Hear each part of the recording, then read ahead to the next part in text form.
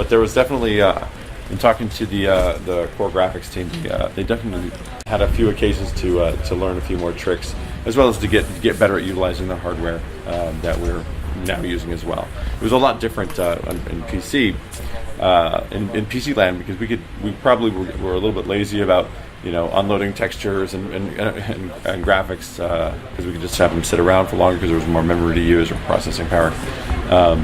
But we've gotten way better at utilizing the hardware that is on the consoles. Mm-hmm. Well, I imagine even if both engines were equally efficient, that the PlayStation 4 being slightly more powerful would just result in slightly better performance, wouldn't it?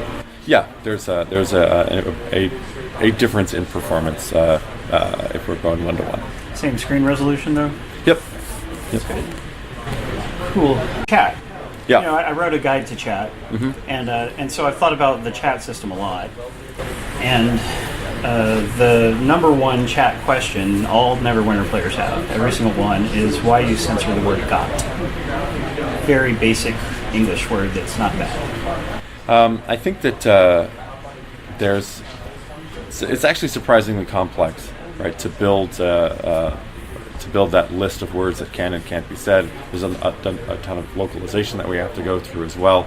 But it's also about compound words, people, and how they use those words. Sometimes words get picked up into the chat filter that aren't necessarily meant to, but as well as a sequence of words also can be picked up into and just how we sort of build that list of words that shouldn't be used in chat. So. Do you think is it like because it's the latter half of faggot? Would that be why? Or I think there are plenty of colorful words that people can come up with using different combinations of words or letters, 3 or 4 or more. But on occasion, it's just words do get caught up into the chat filter and into our big list and into the way that we are trying to filter. It makes it a little bit hard to have some basic conversations because you're just saying a regular thing and it looks like you're cussing. But I mean, like it's almost like censoring "the." Like got's a super basic word. Sure. So it'd be great if you guys could reevaluate that particular word, unless there's some super justification. But yeah. We were wondering they don't want us talking about Game of Thrones maybe because GOT. But I have this idea for improving the chat because I know Cryptic. You guys are first and foremost a PC developer, right?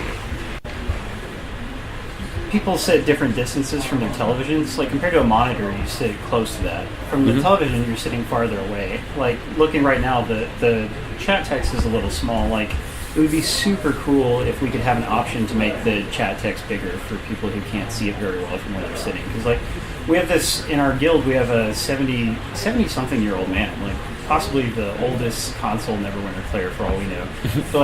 But it's too far for him to see. He has to go up to the screen to be able to read the chat text sometimes. Yeah. So it just would be a neat usability thing. You've got the option to click in the stick to expand the chat window.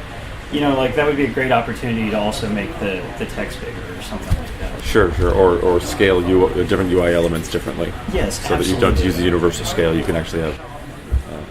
That's a great suggestion. Thank you. I imagine more people would chat if if that one little thing was overcome. Yeah. Thank you. Might as well talk about guilds a little bit because guilds are actually my favorite thing about the game. That's the reason why I stick with it. Just as a games reviewer, I have to play a lot of different games, But the guild system of this game really hooked me, and we have a relatively thriving guild and put a lot of time and thought into it. And managing a guild, the guild management tools are okay, but compared to the PC version. The PC version apparently lets people see when the last time a guild member logged in is, and the console version doesn't. So it can be really hard for us. Say we have over 100 people. It can be really hard just to remember when the last time we saw somebody online or something is. It would be so cool if we could track that thing, because that's a pretty common guild management feature in any game. Yep. So do you think there's a technical reason, or maybe it's just something that... Actually, there's probably a few reasons that we went that route.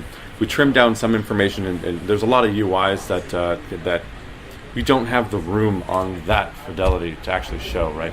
There's also a min size and a safe distance and another area on consoles that we have to adhere to.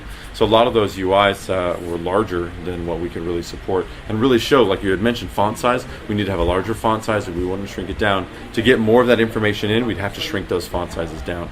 So it's an aesthetic reason as well as a navigatable reason that we took out some of those fields in the Guild UI, but also across the game you can see that sort of thing in the UI. Okay. Right? It's either it's different tabs or it's we have to switch to modals and then navigate.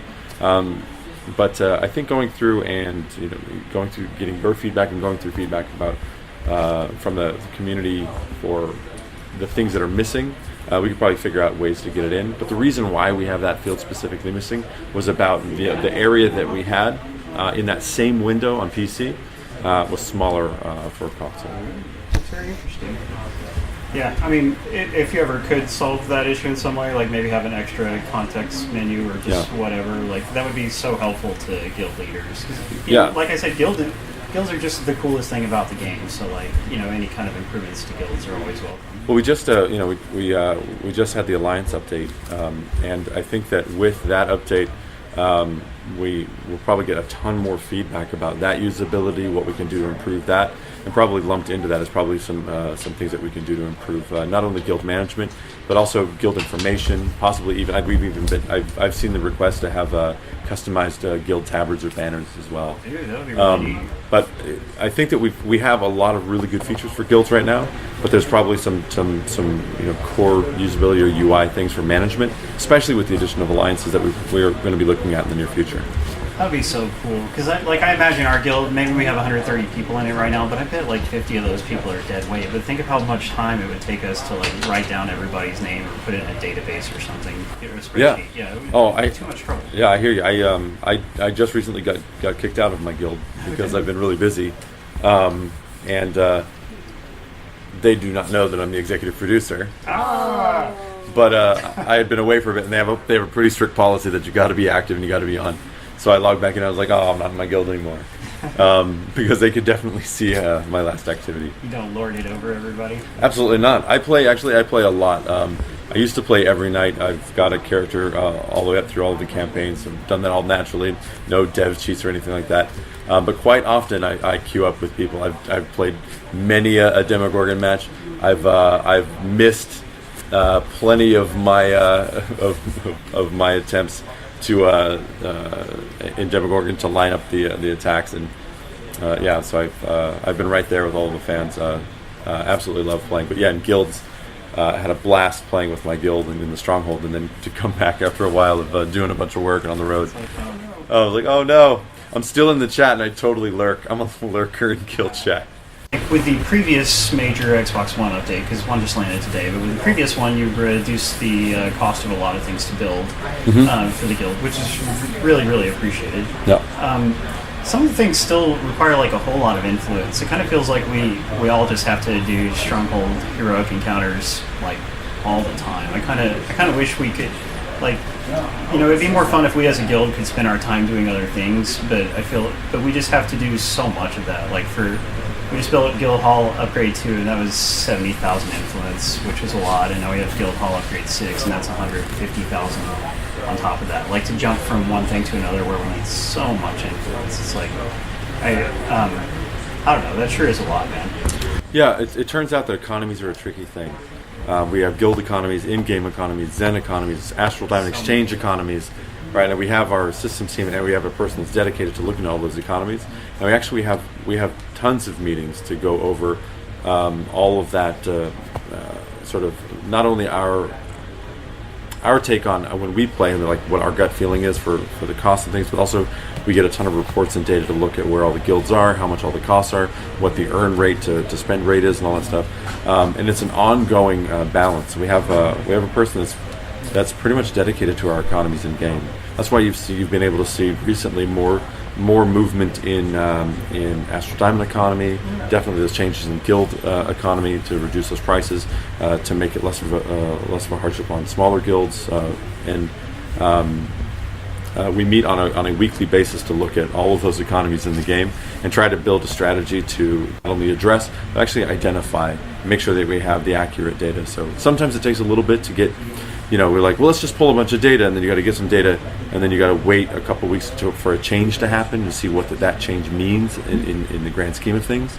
So sometimes it moves a little bit slower than I think most people would like, but I guess my go-to is going to have to remain that economies are tricky, and if we make a bunch of changes all at once, we won't really see the effect of all those changes, and it may actually be negative.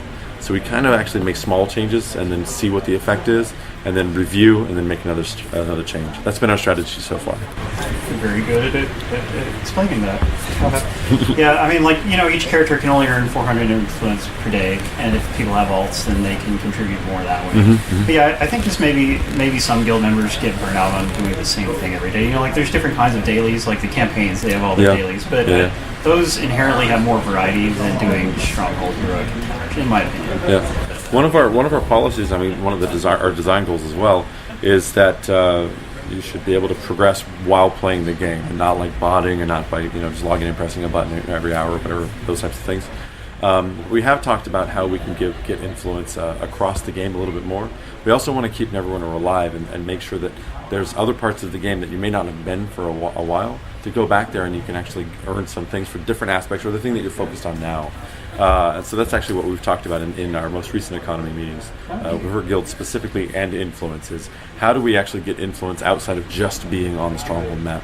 How can we get in the rest of the game? Because you guys are also doing other things in the game, and it would be good to get a trickle of all those things as you're playing through. That would be great, yeah.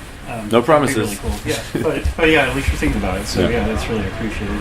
As far as big issues, I know I'm just bringing up complaints. That's rude, but no, you're a player. It's my job to listen. We always talk about this as a guild. We're always like, man, I wish they would change this. So it's just a rare opportunity to get to speak with you. Yeah.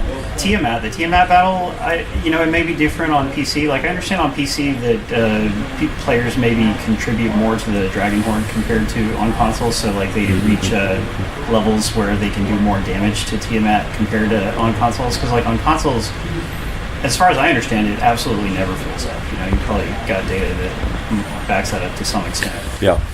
But the point is, Tiamat, the chance of failing, even if everyone knows what to do, seems like it's inordinately high, especially given what the armor or item level requirement is to even get in.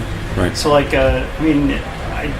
is there anything you can do to make Tiamat more fun? Because it's you get in there and you can tell if you're going to fail within 5 minutes of the fight, and then at first round clerics, if you're not done by 2 minutes, you're done. Yes, exactly. I know. So balance wise, it'd be nice if if there was still hope all the way to the end of the fight.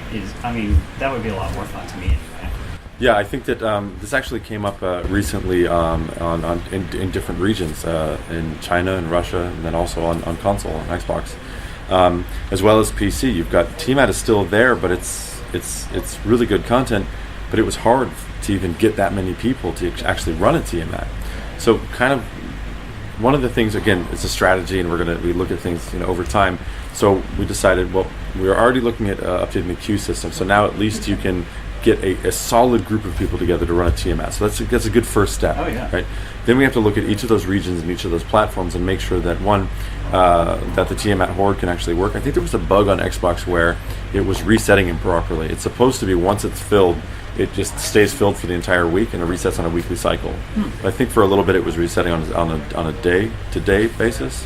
But I think that's been fixed. But looking at not only the population, and adjusting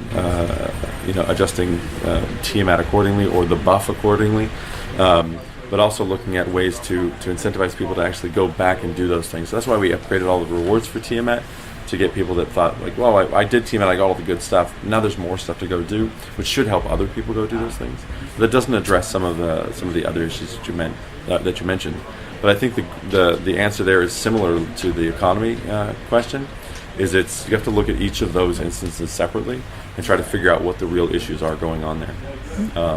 But it's definitely something that comes up. How do we get people together to get to play these sort of large group content when that content may be a year old, and you got somebody who just got in and they want to play Tiamat, but now they can't. How do we make that happen? The answer isn't, we'll just make it soloable, right? But it might be variable difficulty up to a certain level. But we've looked at some of those things. I think in pretty soon in the future, we've got a big update coming out soon with the Storm King's Thunder. We just announced that. But after that, I think a nice holistic look at a bunch of those types of content is something that we're going to be excited to focus on. Sweet. Okay, I got two more quick questions. Oh, we're actually out of time. Oh, okay. Yeah. Just real fast, do you plan to take advantage of the PS4 Neo and the Xbox Scorpio next year? So those were just announced. One, not even officially. I think. Or they mentioned it. Scorpio's official, but the other one isn't being talked about yet. Sorry, just Xbox Scorpio then. Yeah. I think that if it makes sense for the business and also whatever the requirements are, they just talked about it. We just kind of learned about it. We really have to see what those things mean for us. But if it makes sense, yeah.